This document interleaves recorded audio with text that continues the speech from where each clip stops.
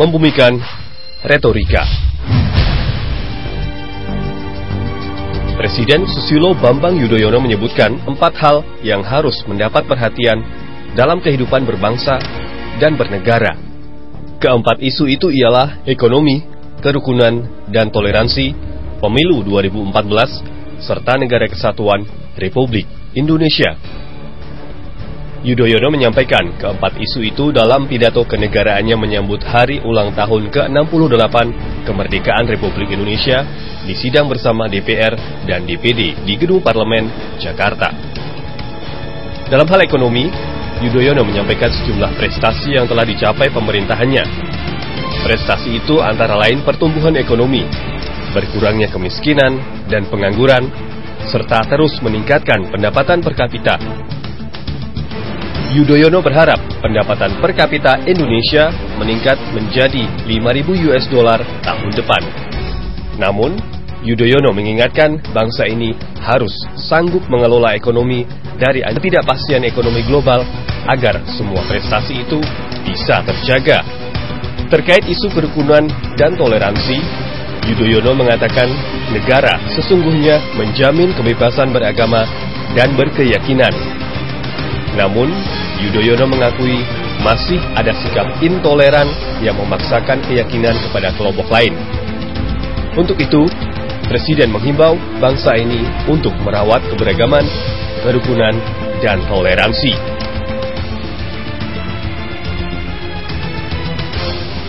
Tentang pemilu, Presiden berharap pemilu 2014 menjadi sarana peralihan kepemimpinan yang adil, jujur, dan damai. Yudhoyono menyambut positif banyaknya nama yang disebut-sebut sebagai calon presiden. Soal NKRI, Yudhoyono menegaskan Aceh dan Papua ialah bagian integral Indonesia.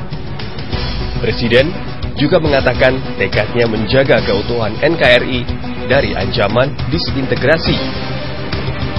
Beberapa hal yang disampaikan Yudhoyono itu ialah prestasi.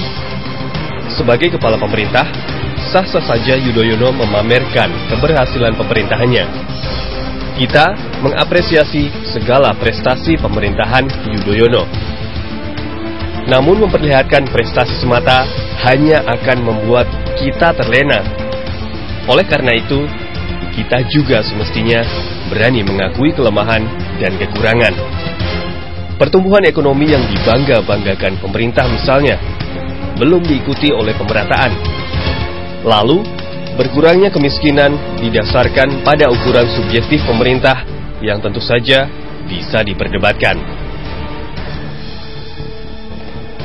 Dalam urusan keberagaman, bahwa negara menjamin kebebasan, berkeyakinan barulah konsep di atas kertas di dalam konstitusi. Faktanya, masih ada aksi intoleran yang antara lain terjadi karena negara tidak sungguh-sungguh menggunakan otoritasnya. Beberapa hal yang disampaikan Yudhoyono ialah peringatan, ajakan, atau cita-cita. Itu semua sesungguhnya ditujukan terutama untuk Yudhoyono dan pemerintahannya sendiri.